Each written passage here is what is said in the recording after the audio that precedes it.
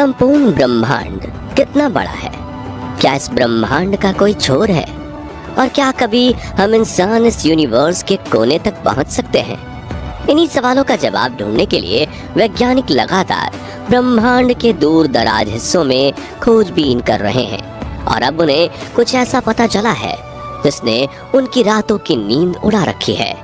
इंसान तो दूर की बात है, अब तक कोई ऐसा मानव रहित उपग्रह तक नहीं है जो ब्रह्मांड के छोर तक पहुंचा हो। और दूर से देखने पर इतने बड़े ब्रह्मांड में हमारी पृथ्वी एक धूल के कण की जितनी दिखाई देती है। इसलिए ब्रह्मांड को असीम और अनंत कहा जाता है और ब्रह्मांड का छोर आज भी एक बड़ा रहस्य है। लेकिन मॉडर्न टेक्नोलॉजी की मदद से अंतरिक्ष की डेटा रिकॉर्ड करके वैज्ञानिकों ने ब्रह्मांड के छोर के बारे में कई जानकारियां रिकॉर्ड की हैं जो हिला देने वाली हैं। और आज हम आपको पृथ्वी से लेकर ब्रह्मांड के किनारे की एक रोमांचक यात्रा पर ले जाने वाले हैं। तो अपनी कुर्सी की पेटी बांध लीजिए और तैयार हो जाइए ब्रह्मांड के कुछ अनसुने रहस्यों को जानने के लिए। दोस्तों, हमारे ब्रह्मांड में न जाने कितने गैलेक्सीज हैं और उन्हीं में से एक है मिल्की वे यानी आकाश गंगा। और इसी आकाश गंगा में बसे सौरमंडल में स्थित है हमारी पृथ्वी, जहां हम रहते हैं। और रात के समय पर आसमान में देखने पर हमें कई टिमटिमाते तारे दिखाई देते हैं जो कि हमारी आकाश गंगा में ही मौजूद हैं। चलिए अब पृथ्वी छोड़कर चलते हैं अंतरिक्ष में। और थोड़ी ही दूर से हमारी पृथ्वी कुछ इस तरह से दिखाई देती है, जिसमें हमें धरती पर नीले और हरे रंग की एक परत दिखाई देती है। यहाँ से हम सभी महाद्वीपों को आसानी से देख सकते हैं। चलिए आगे बढ़ते हुए चलते हैं इंटरनेशनल स्पेस स्टेशन पर, जिसे हम स्पेस के होटल भी कह सकते हैं। पृथ्वी की सतह से करीब 400 किलोमीटर की ऊंचाई में स्थित ये स्पेस स्टेशन अंतरिक्ष में इंसानों द्वारा बनाई गई सबसे बड़ी चीजों में से एक है। यहाँ पर स्पेस क्राफ्ट्स के लिए फ्यूल, इलेक्ट्रिसिटी और ऑक्सीजन जैसी जरूरी चीजों का अतिरिक्त भंडार किया हुआ है। वहीं यहाँ एस्ट्रोनॉट्स के रहने, खाने और सोने तक का बंदोबस्त किया हुआ है। और दुनिया भर के स्पेस रिसर्चर्स, एस्ट्रोनॉट्स इस स्पेस स्टेशन पर जाकर अपना स्पेस रिसर्च करते हैं। आपको ये जानकर आश्चर्य होगा कि इंटरनेशनल स्पेस स्टेशन 28,165 किलोमीटर प्रति घंटे की रफ्तार से पृथ्वी की ऑर्बिट में परिक्रमा करता है, जिससे इसे पृथ्वी का एक चक्कर लगाने में 90 से 93 मिनट लगते हैं। और ये एक दिन में करीब 16 बार पृथ्वी के चक्कर काट लेता है। साथियों, दोपहर के समय ISS से पृथ्वी पर मौजूद समंदर और महाद्वीपों की आकृतियों को काफी आसानी से देखा जा सकता है। वहीं रात के समय में पृथ्वी के शहरों में जलती लाइट्स जगमगाते सितारों की तरह दिखाई देती है और ये नज़ारा काफी खूबसूरत होता है। इस स्पेस स्टेशन से थोड़ी और ऊंचाई पर जाने पर हमें अनेक सैटेलाइट्स का जाल दिखाई देता है। यहाँ इंसानों के द्वारा बनाए गए हजारों सैटेलाइट्स अर्थ की ऑर्बिट में परिक्रमा कर रहे हैं। इन्हीं सैटेलाइट्स की बदौलत हम मोबाइल, टीवी, रेडियो और इंटरनेट आदि का इस्तेमाल कर पाते हैं। अपने सफर में आगे बढ़ते हुए अब हम पहुंच चुके हैं चांद पर, जो कि पृथ्वी से 3,84,400 किलोमीटर की दूरी पर स्थित है। न जाने कितने अरबों सालों से चंद्रमा धूमकेतु और क्षुद्र ग्रहों की मार झेल रहा है, इसलिए इसकी सतह में कई बड़े बड़े गड्ढे भी पड़ गए हैं।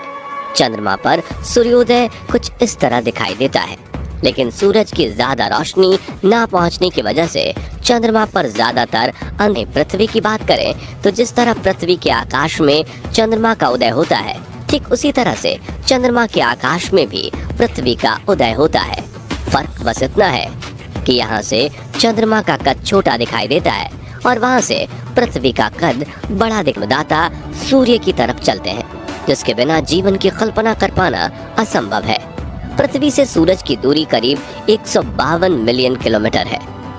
जब हम पृथ्वी से सूर्य को देखते हैं तो वो हमें एक छोटे चमकते हुए गोले की तरह दिखाई देता है, लेकिन असल में सूर्य इतना बड़ा है कि वो अपने अंदर एक दो नहीं बल्कि 13 लाख पृथ्वी को समा सकता है। वहीं सूर्य की ग्रेविटी इतनी ज्यादा है कि ये पूरे सोलर सिस्टम को कंट्रोल कर रही है। इसकी ग्रेविटी की वजह से मरकरी, वीनस, अर्थ, मार्स, जुपिटर, सैटर्न, यूरेनस और नेपच्यून जैसे 8 ग्रह, क्षुद्र ग्रह प्लूटो और अनेक चंद्रमा व धूमकेतु सूर्य की परिक्रमा करते हैं। इन्हीं ग्रहों, उपग्रहों और धूमकेतु से सूर्य के आसपास सोलर सिस्टम का निर्माण होता है और सोलर सिस्टम से थोड़ी और दूर जाने पर हमें हमारा सौरमंडल कुछ इस तरह से दिखाई देता है। दोस्तों, अब अपने सफर को आगे बढ़ाते हुए सौरमंडल के छोर पर चलते हैं। यहाँ धूमकेतु का एक विशाल समूह दिखाई देता है जिसे कुइपर बेल्ट कहा जाता है। कुइपर बेल्ट में करीब 1 ट्रिलियन से भी ज्यादा धूमकेतु मौजूद हैं, जो सौरमंडल को चारों तरफ से घेरे हुए हैं। ऐसा माना जाता है कि सूर्य का गुरुत्वाकर्षण बल यहीं पर आकर खत्म हो जाता है। अपनी यात्रा में आगे बढ़ते हुए हमारे सोलर सिस्टम के बाहर एक नए सोलर सिस्टम में चलते हैं जिसका नाम है अल्फा सेंचुरी, जहां एक नहीं बल्कि 3 सितारे एक दूसरे के चारों तरफ घूमते हैं। अब हम अपनी पृथ्वी से कुल 20 प्रकाश वर्ष दूर ग्लिस 581 प्लैनेटरी सिस्टम से रूबरू होते हैं, जिसका ग्लिस 581c नाम से जाने जाने वाला ग्रह देखने में बिल्कुल पृथ्वी की तरह है। इस प्लेनेट पर इंसानों के रहने लायक तापमान, तरल स्वरूप में पानी और पृथ्वी जैसी सतह मौजूद है और कुछ वैज्ञानिकों का मानना है कि इस ग्रह पर एलियंस के होने की सबसे ज्यादा संभावनाएं हैं। अब और आगे बढ़ते हुए चलते हैं पृथ्वी से करीब 19,000 प्रकाश वर्ष दूर, जहां स्टीफनसन 218 नाम का तारा मौजूद है। यह हमारी आकाशगंगा का सबसे बड़ा तारा है, जो कि सूर्य से 2000 गुना बड़ा है और इसमें हमारे सूरज जैसे 2 अरब तारे समा सकते हैं।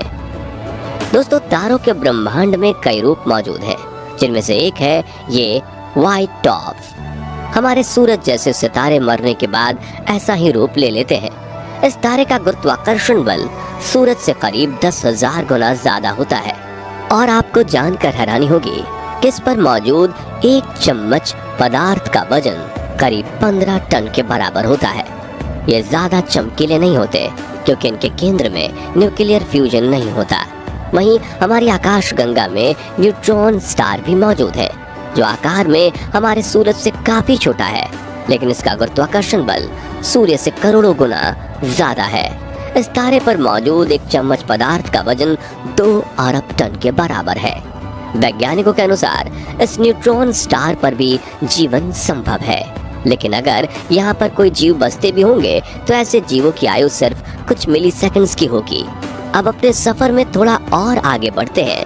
हम देखते हैं हमारे गैलेक्सी मिल्की वे को, जिसमें 1 अरब न्यूट्रॉन स्टार मौजूद है और 10 अरब व्हाइट डॉर्फ भी मौजूद हैं। वहीं हमारी गैलेक्सी में करीब 100 अरब प्लैनेट्स मौजूद हैं, अनगिनत धूमकेतु मौजूद हैं और न जाने ऐसे कितने ऑब्जेक्ट मौजूद हैं जिन्हें अभी तक हम जान ही नहीं पाए हैं। और इन्हीं सभी ऑब्जेक्ट्स को जिसने अपने आसपास थाम रखा है वह है हमारी आकाशगंगा का सेंटर, जहां मौजूद है सबसे बड़ा ब्लैक होल, जिसका नाम है सजिटेरियस ए। मिल्की वे आकाशगंगा को लेकर एक रोमांचक तथ्य ये है कि ये इतनी ज्यादा बड़ी है कि अगर लाइट भी इसके एक कोने से दूसरे कोने तक जाए तो उसे भी इस सफर को पूरा करने में 1 लाख साल लग जाएंगे। साथियों, अब हम अपने मिल्की वे गैलेक्सी से बाहर निकलकर इंटरगैलेक्टिक स्पेस में आ चुके हैं, जिसमें हमें मिल्की वे गैलेक्सी से भी बड़ी गैलेक्सीज दिखाई दे रही हैं, जिनमें से हर 30 गैलेक्सीज के समूह को लोकल ग्रुप के नाम से जाना जाता है। अब हम देख रहे हैं विगो सुपर क्लस्टर, जिसमें सैकड़ों लोकल ग्रुप शामिल हैं। ये सुपर क्लस्टर 110 मिलियन प्रकाश वर्ष में फैला हुआ है। अपनी यात्रा और आगे बढ़ाते हुए हमें विगो सुपर क्लस्टर जैसे सैकड़ों सुपर क्लस्टर्स दिखाई दे रहे हैं, जिसे वैज्ञानिकों ने लेनियेकिया सुपर क्लस्टर नाम दिया है, जिसमें करीब 1 लाख गैलेक्सीज शामिल हैं। लेनियेकिया सुपर क्लस्टर से थोड़ा दूर जाने पर हमें इसके जैसे कई बड़े सुपर क्लस्टर दिखाई दे रहे हैं और ज्यादा दूर जाने पर हम देख सकते हैं हमारे ब्रह्मांड को, जिसमें लेनियेकिया सुपर क्लस्टर भी एक छोटे बिंदु की तरह दिखाई दे रहा है। और यहाँ से देखने पर पृथ्वी या सौर मंडल तो दूर की बात, मिल्की वे गैलेक्सी को भी देख पाना नामुमकिन है। अब शायद आपको हमारा ब्रह्मांड काफी बड़ा लग रहा होगा, लेकिन ये बात जानकर आपका दिमाग घूम जाएगा कि ये सिर्फ हमारा अनुमानित ब्रह्मांड है। और कुछ वैज्ञानिकों के मुताबिक 13.8 मिलियन सालों पहले एक बिग बैंग हुआ था। तब से लेकर हमारा ब्रह्मांड फैल रहा है। गैलेक्सीज एक दूसरे से दूर जा रही हैं। ऐसा इसलिए क्योंकि ब्रह्मांड का ना ही कोई सेंटर है और ना ही कोई छोर, यानी इंसानों का ब्रह्मांड के छोर तक पहुंचना लगभग नामुमकिन है। इतना ही नहीं, कुछ वैज्ञानिकों का तो ये भी कहना है कि अंतरिक्ष में हमारे ब्रह्मांड जितने और भी कई ब्रह्मांड मौजूद हो सकते हैं। यानी कि हम ये कह सकते हैं कि अंतरिक्ष की कोई सीमा नहीं है और हम इंसान हजारों सालों तक भी स्पेस एक्सप्लोरेशन करेंगे, फिर भी शायद ब्रह्मांड के 1% हिस्से को ही जान पाएंगे। मतलब अगर आप स्पेस साइंटिस्ट बन जाते हैं तो पूरी जिंदगी आपका काम